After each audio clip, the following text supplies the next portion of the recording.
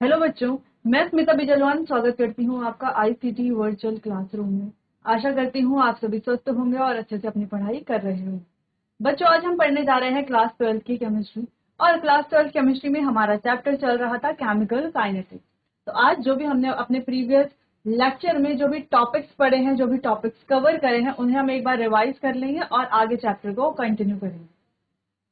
चलिए बच्चों, तो देख लीजिए कौन कौन से टॉपिक्स को हम अपने प्रीवियस लेक्चर में कवर कर चुके हैं।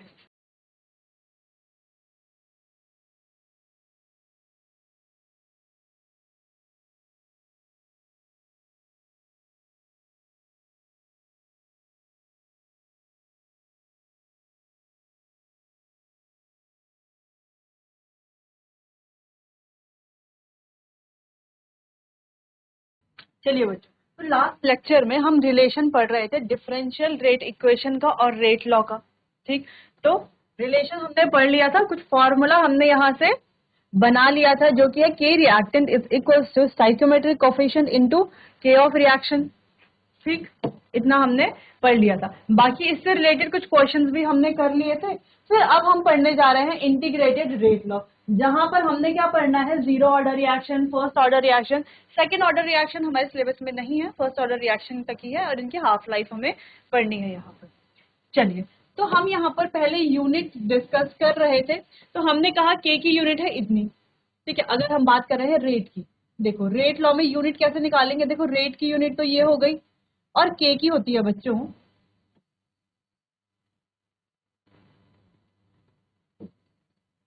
अगर हम इसको पूरा लिखे एक साथ,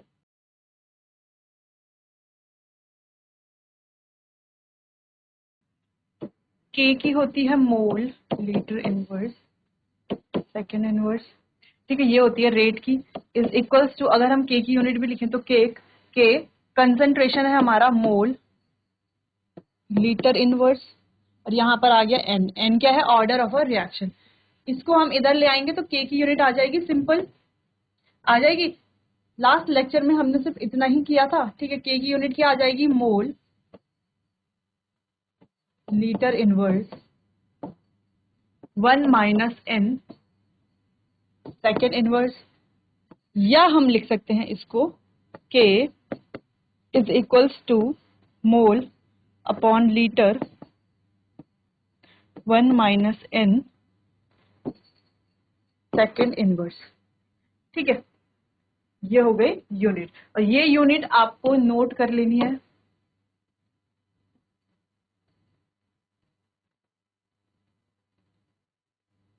या तो ये वाली या तो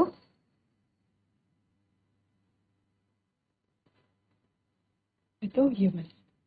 ठीक है, तो ये दोनों आपको नोट कर लेनी। चलिए, तो इसे आप नोट कर लीजिए, फिर कुछ और इंटरेस्टिंग पॉइंट्स को डिस्कस करते हैं।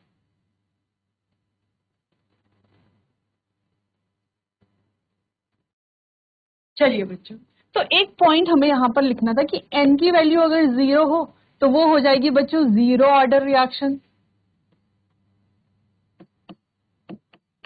एन की वैल्यू अगर 1 हो तो वो हो जाएगी हमारी फर्स्ट ऑर्डर रिएक्शन। ठीक, एन की वैल्यू अगर 2 हो तो वो हो जाएगी हमारी सेकंड ऑर्डर रिएक्शन। एन की वैल्यू अगर 3 हो तो वो हो जाएगी हमारी थर्ड ऑर्डर रिएक्शन। ठीक है, तो इस तरीके से हम बता सकते हैं एन की वैल्यू कैसे आएगी, वो हमने पहले भी पढ़ लिया है। ठीक है, चलिए, तो यहाँ पर सिंपल हमें जीरो ऑर्डर और फर्स्ट ऑर्डर के बारे में ही पढ़ना है बच्चों। चलिए, तो स्टार्ट करते हैं सबसे पहले जीरो ऑर्डर रिएक्शन से।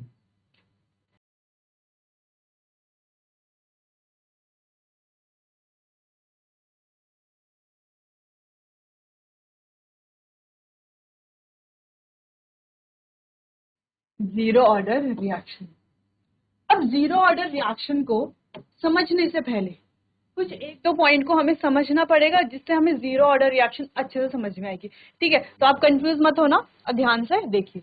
चलिए, तो सबसे पहले बात करते हैं फोटोकेमिकल रिएक्शंस की। अब फोटोकेमिकल रिएक्शन के बारे में तो सबने सुना होगा।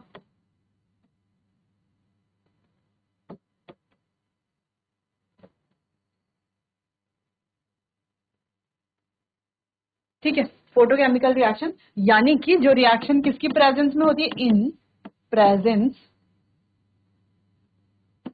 ऑफ सनलाइट, यानी कि जो रिएक्शन सनलाइट की प्रेजेंस में होती है वो होती है हमारी फोटोकेमिकल रिएक्शन। ठीक है, जीरो ऑर्डर रिएक्शन हमें जब हम फोटोकेमिकल रिएक्शन को पूरा करेंगे ना, हमें तब तक समझ में आ जाएगा कि जीरो ऑर्डर रिएक्शन क्या होती है।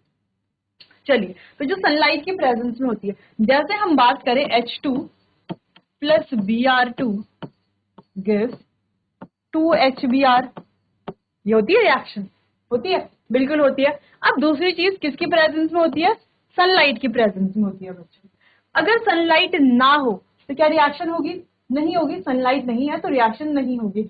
अगर हम कहें हमने यहाँ पर 1 मोल H2 और 1 मोल O2 Br2 को रिएक्ट कराया है और सनलाइट की प्रेजेंस यहाँ पर नहीं है, सनलाइट यहाँ पर नहीं है, तो क्या रिएक्शन आगे प्रोसीड होगी, रिएक्शन आगे प्रोसीड होगी बिना सनलाइट के, तो रिएक्शन आगे प्रोसीड नहीं होगी, रिएक्शन आगे प्रोसीड नहीं होगी। लेकिन बच्चों अगर हम इसकी कंसंट्रेशन बढ़ा दें, हम कहें हमने लिया है 10 मोल, है ना, क्या लिया है 10 मोल, या हमने लिया है 100 मोल, 10 मोल की जगह 100 मोल ले लेते हैं, है ना, कंसंट्रेशन को ज्यादा बढ़ा देते हैं, तो क्या अब रिएक्शन होगी, अभी भी हमने सनलाइट यहाँ पर नहीं दे रहे हैं, तो क्या अब रिएक्शन होगी, बताओ, सोचो जरा कि कंसंट्रेशन बढ़ाने पर और अगर हम सनलाइट नहीं दे रहे तो क्या रिएक्शन होगी आगे, तो भी रिएक्शन नहीं होगी, क्योंकि यहाँ पर बच्चों रिएक्शन का रेट जो है वो कंसंट्रेशन पर डिपेंड ही नहीं कर रहा,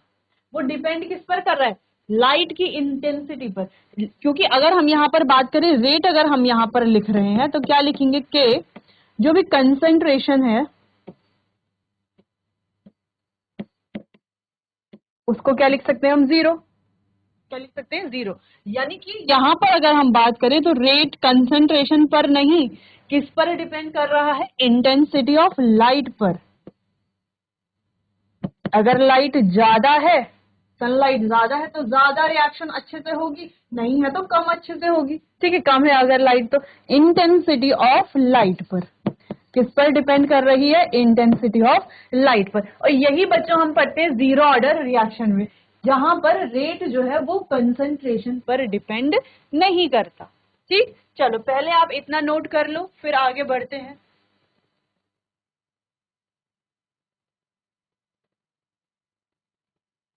चलिए, यानी कि हम क्या समझे बच्चों, जीरो ऑर्डर रिएक्शन क्या है, आगे देखते हैं।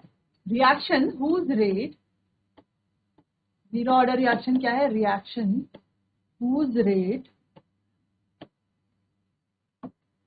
does not depend upon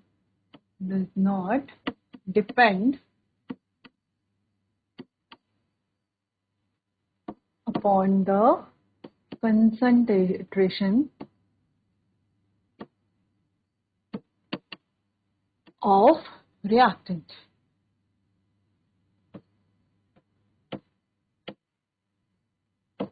तो कैसे लिखेंगे हम, रेट इज इक्वल्स टू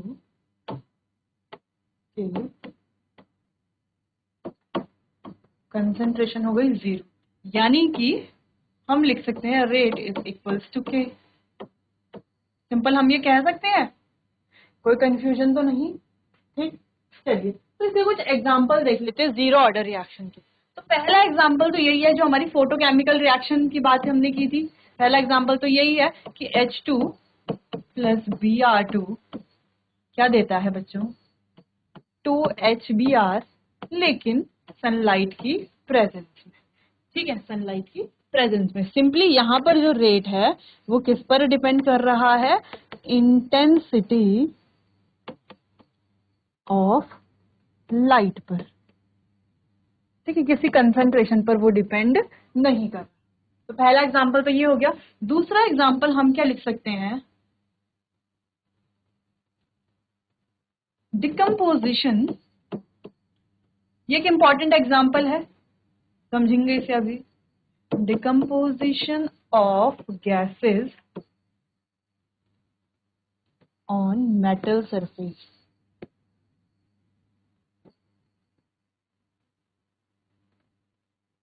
ठीक है, ऑन मेटल सरफेस। देख सकते हैं 2HI gives I2 gases plus H2। अब हुआ क्या, यहाँ पर डिकम्पोजिशन हुआ। कैसे? AU मेटल पर। किस पर? AU मेटल पर। कैसे हुआ देखते हैं। चलो, हमने क्या लिया, यहाँ पर मेटल की शीट ली। ठीक है, हम कह रहे हैं ये क्या है, AU मेटल है। क्या है? AU मेटल की शीट। AU मेटल की शीट पर जब क्या आए, हमारे HI मॉलिक्यूल आए। ठीक है, इस तरीके से HI मॉलिक्यूल आए। तो ये HI मॉलिक्यूल जब यहाँ पर आएंगे तो ये क्या करेंगे, गोल्ड के सरफेस पर चिपक जाएंगे। सिंपल क्या हुआ, ये जो HI मॉलिक्यूल्स यहाँ पर आए, इन्होंने क्या किया, गोल्ड के सरफेस पर चिपक गए। अब गोल्ड के सरफेस पर जब ये चिपक जाते हैं तो यहाँ पर क्या होता है, डिकम्पोजिशन होता है। जब ये गोल्ड के सरफेस पर चिपक जाते हैं तब क्या होता है बच्चों, यहाँ पर डिकम्पोजिशन होता है। अब डिकम्पोजिशन होने से क्या बनती है, I2 गैस और H2 गैस यहाँ पर निकलती है। H2 गैस यहाँ पर प्रोड्यूस होती है। ठीक है, चलो, तो ये थे हमारे दो important point zero order reaction के। चलिए बच्चों, तो इनको नोट कर लीजिए, फिर हम पढ़ेंगे integrated rate law for zero order reaction. चलिए नोट कीजिए इसे।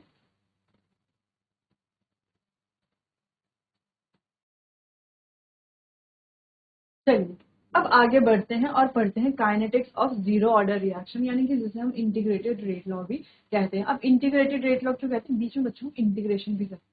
ठीक है, चलिए तो आगे बढ़ते हैं। ये याद रख सकते हैं इस तरीके से, इंटीग्रेशन करना है इंटीग्रेटेड रेट लॉ। ठीक, चलिए, तो ये है हमारा काइनेटिक्स ऑफ जीरो ऑर्डर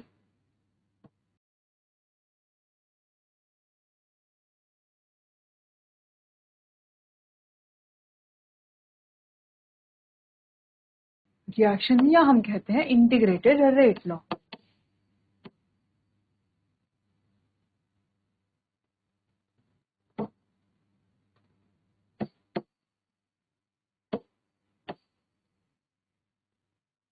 ये क्या हो गया, इंटीग्रेटेड रेट।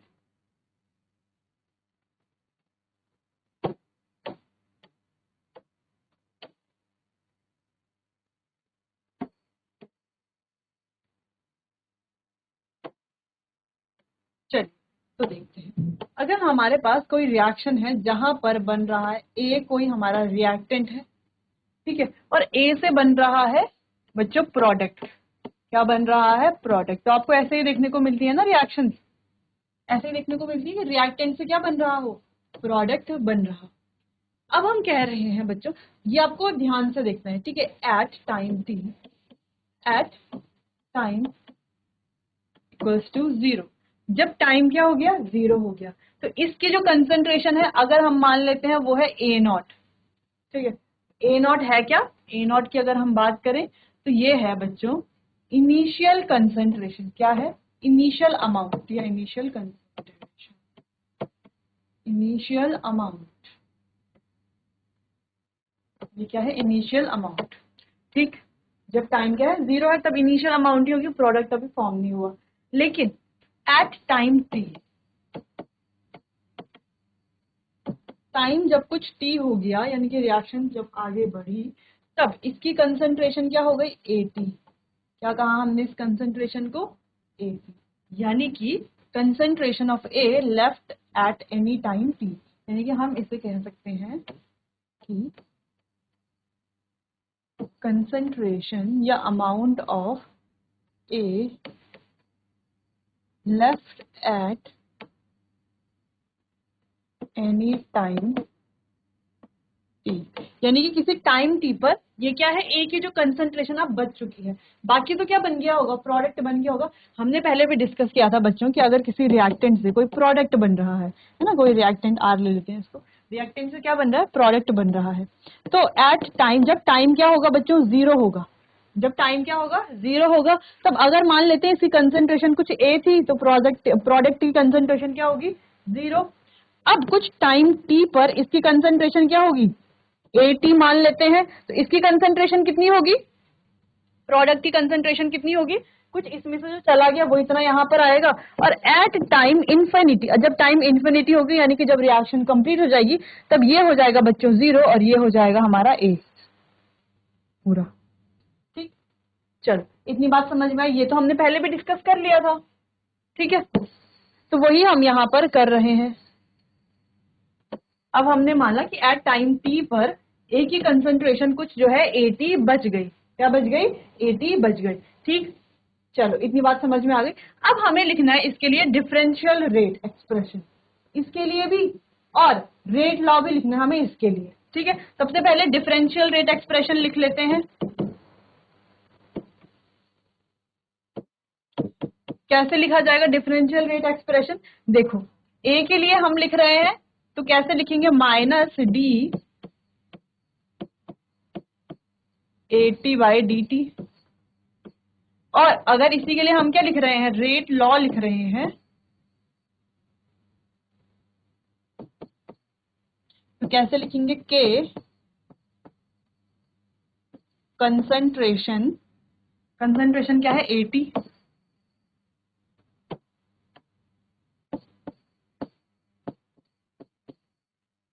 ठीक है, कितना हो गया? 0।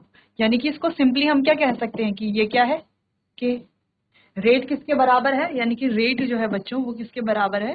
K के बराबर है। ऐसा हम लिख सकते हैं, बिल्कुल लिख सकते हैं। चलो पहला आप इतना नोट करो, फिर हमें क्या करना है? इन दोनों को बराबर रखना है, क्योंकि लिखे हुए अलग अलग है लेकिन है तो दोनों सेम ही है, लिखने का तरीका बस अलग है। ठीक, चलिए तो इतना पहले नोट कर लीजिए।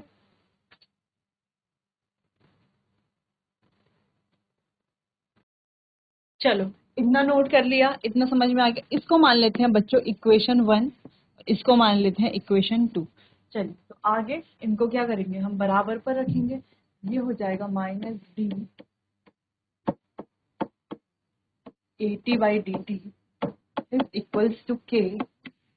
कंसंट्रेशन थी हमारी 80 जो कि है 0। इसको हम सिंपली लिख सकते हैं -d of AT/dt is equals to K। ऐसा लिख सकते हैं, ठीक है। अब इस dt को यहाँ भेज दो K के साथ, तो क्या हो जाएगा? d AT is equals to -K dt। ऐसा हम लिख सकते हैं। अब हम क्या करेंगे बच्चों? इसे इंटीग्रेट। चलो अब इंटीग्रेशन कैसे करेंगे? d AT, ये होता है इंटीग्रेशन का साइन, फिजिक्स में आपने देखा होगा, ठीक है। तो फिजिक्स में आपने समझा होगा इंटीग्रेशन क्या होता है। अगर हम dx का इंटीग्रेशन करते हैं तो dx का इंटीग्रेशन कितना होता है बच्चों? x। वैसे ही अगर हम dt का इंटीग्रेशन करते हैं तो क्या होता है? dt का इंटीग्रेशन होता है at। क्या होता है? at is equals to k, तो कांस्टेंट है, ये आ गया -k, और dt का करेंगे जब हम तो ये आता है t, तो साथ में आ जाता है c, जो कि क्या है बच्चों? इंटीग्रेशन कांस्टेंट, जो क्या है यहाँ पर c is equals to integration constant. ठीक है, c क्या हो गया? Integration constant. चलो इतनी बात समझ में आ गई। अब इस इक्वेशन को मान लेते हैं इक्वेशन नंबर 3। अब ये बहुत इंपॉर्टेंट इक्वेशन है, ठीक है, जो इक्वेशन 3 है। अब मान लेते हैं एट टाइम इक्वल्स टू 0, अगर टाइम 0 है, या इफ टाइम इक्वल्स टू 0, अगर टाइम क्या हो गया बच्चों? 0 हो गया, ठीक है, टाइम क्या हो गया? 0 हो गया। तो जब टाइम 0 होता है तो तब क्या था? AT is equals to A0। AT को हम A0 कह रहे थे क्योंकि देखो यहाँ पर टाइम 0, तो क्या हो गया? AT जो था वो क्या है? A0 है, ठीक है। ये बात होती है जब टाइम क्या है? 0 है। ठीक, इतनी बात समझ में आई। चलो पहले इतना नोट करो फिर आगे लिखते हैं।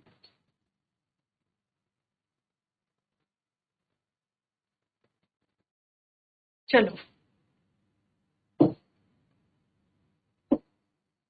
लिख सकते हैं at time equals to T, AT की वैल्यू हो गई 8। अब इस AT की वैल्यू रखेंगे इस इक्वेशन में, इक्वेशन 3 में। तो रखेंगे जब तो क्या होगा बच्चों?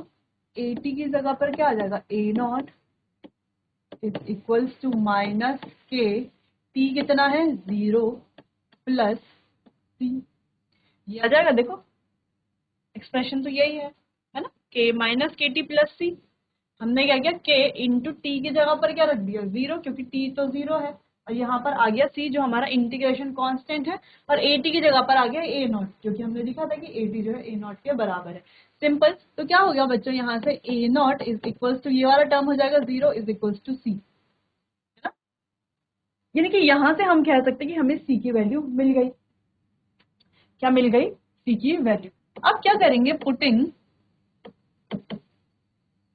The value of c in equation 3। अब जो इक्वेशन 3 है उसमें क्या करेंगे, हम c की वैल्यू रखेंगे। इक्वेशन 3 थी क्या वैसे, at is equals to minus K T plus C, ये थी हमारी इक्वेशन 3। इसमें c की वैल्यू पुट करेंगे, तो क्या पुट करेंगे, देखो c की वैल्यू क्या है, a नॉट, तो ये हो जाएगा at is equals to minus K T plus a not, या इसको थोड़ा अरेंज करके लिख सकते हैं, तो ऐसे लिख सकते हैं at is equals to a not minus K T. ये दोनों ही क्या है, सही है, ये लिखो चाहे ये लिखो। ये हमने फाइंड कर लिया इंटीग्रेटेड रेट ऑफ और जीरो ऑर्डर रिएक्शन। तो कुछ इस तरीके से होता है। अब हम इसका ग्राफ भी बनाएंगे बच्चों कि इसका ग्राफ क्या होता है, कैसे होता है। ठीक है, अच्छा सिंपल सी बात है। और ये जो वैल्यू है ये हमने किया क्या, ये जो एक्सप्रेशन थी ये वाली, at is equals to minus K T plus, sorry minus K T plus C, minus K T plus C. ठीक है, इसमें हमने क्या रखा, इसमें हमने पुट किया था बच्चों at is equals to a not. ठीक है, ये वैल्यू हमने इसमें पुट करी थी, तब ये वाला आया। फिर हमने यहाँ से c की वैल्यू को पुट करा इक्वेशन 3 में, फिर जो है हमारा integrated rate law for zero order reaction यहाँ पर आ गया। ये होता है कुछ इस तरीके। चलिए, तो सिंपल था, इजी था। चलिए बच्चों, तो इसे अब आप नोट कर लीजिए, फिर आगे बढ़ते हैं, इसका हम ग्राफ देखेंगे।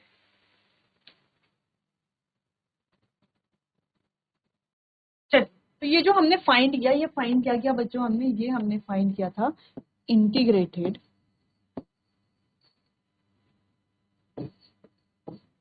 Rate law for zero order reaction. ठीक है, जीरो ऑर्डर रिएक्शन के लिए इंटीग्रेटेड रेट लॉ हमने फाइंड। अब बात करते हैं इसके ग्राफ की। अब देखो at is equals to a not minus K T, या इसको लिख लो at is equals to a not minus at is equals to minus K T plus a not. चलो ग्राफ बनाते हैं। अब ग्राफ ड्रॉ किसके बीच में होता है, सिर्फ वेरिएबल्स के बीच में। तो यहाँ पर हमें ढूंढना है कि वेरिएबल कौन से, तभी तो हम ग्राफ बना सकेंगे। तो देखो at तो बच्चों क्या है, वेरिएबल है या कांस्टेंट है, वेरिएबल है, क्योंकि टाइम के साथ साथ at की कंसंट्रेशन क्या होती रहती है, चेंज होती है। पहले a की कुछ कंसंट्रेशन थी, जैसे जैसे टाइम बढ़ा इसकी कंसंट्रेशन क्या हो रही है, चेंज हो रही है चेंज इस तरीके से। ठीक, तो यानी कि जब कंसंट्रेशन चेंज हो रही है तो ये कांस्टेंट तो होगा नहीं, क्या होगा, वेरिएबल होगा। बात कर लेते हैं ए नॉट की, तो ए नॉट हमारा कांस्टेंट है, क्योंकि इसकी तो एक डेफिनेट वैल्यू दी हुई है ना, इसकी तो एक वैल्यू दी हुई है। ठीक, तो ये क्या है, हमारा कांस्टेंट है। बात करते हैं के तो नाम से ही कांस्टेंट है, रेट कांस्टेंट, तो ये भी क्या है बच्चों, कांस्टेंट ही है। और टाइम क्या है, वेरिएबल है, क्योंकि टाइम क्या हो रहा है, चेंज होता है। ठीक, अब ग्राफ बनाएंगे कैसे, ए टी में तो बनाएंगे, लेकिन कैसे, एक्स एक्सिस में कौन आएगा और वाई एक्सिस में कौन आएगा। ठीक, अब ये जो ग्राफ है ये बनेगा कैसे, चलो उससे पहले यहाँ पे देख लेते हैं कि एक्स एक्सिस में कौन आएगा और वाई एक्सिस में कौन आएगा बच्चों। अब देखो एटी और टी के बीच में ग्राफ बनेगा, सिंपल सी बात तो ये है। अब एटी जब चेंज होता है तब टी चेंज होता है, ये टी जब चेंज होता है फिर एटी चेंज होता है, जब टी चेंज होता है फिर एटी चेंज होता है, यानी कि टी के रिस्पेक्ट में यहाँ पर आएगा टी और यहाँ पर आएगा हमारा एटी। ग्राफ यहाँ पर हम इस तरीके से बनाएंगे। तो ग्राफ बनेगा कैसे, y is equal to minus mx plus C. यहाँ पर जो ग्राफ बनता है वो कैसा बनता है, स्ट्रेट लाइन ग्राफ बनता है, उसकी एक स्लोप बनती है। तो यहाँ पर सिंपली ग्राफ बन जाएगा कुछ ऐसा। इसकी जो ये स्लोप है ये क्या है बच्चों,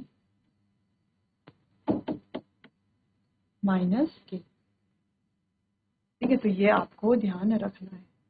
ये वाला है जो पूरा, ये क्या है, ए नॉट, क्या है, ए नॉट, ये वाला। ठीक, चलिए, तो ये था इसका ग्राफ। अब इसको और डिटेल में डिस्कस करेंगे अपने आने वाले अगले सेशन में। चलिए बच्चों, तो मिलते हैं अपने आने वाले अगले सेशन में। तब तक के लिए आपका बहुत बहुत धन्यवाद।